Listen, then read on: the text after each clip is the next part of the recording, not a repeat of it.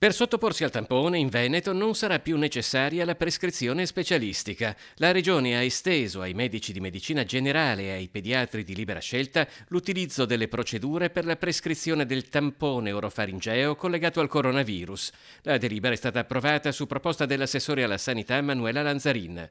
Prosegue intanto con risultati incoraggianti anche lo screening all'interno delle case di riposo, effettuato in modo continuativo ogni 20 giorni il tampone, ogni 10 il test sierologico. Ospiti positivi 2046, quindi meno 2,76 rispetto al dato che avevamo dato una settimana fa e quindi un meno 0,7%. La percentuale era del 7%, siamo oggi a una percentuale del 6,3% per quanto riguarda gli ospiti. Per quanto riguarda gli operatori, lo stesso è un dato molto positivo perché i positivi tra gli operatori sono 1025, quindi meno 79 rispetto al dato di una settimana fa. Recepite osservazioni da FISM, Assonidi, ANCI, aziende sanitarie e comuni, potrebbe infine vedere la luce anche prima di giugno il piano per i centri estivi al tempo del coronavirus, che prevede tra l'altro piccoli gruppi di bambini, misure di protezione per tutti, attività il più possibile all'esterno. Quindi utilizzare anche strutture tipo scuole che hanno grandi spazi all'esterno,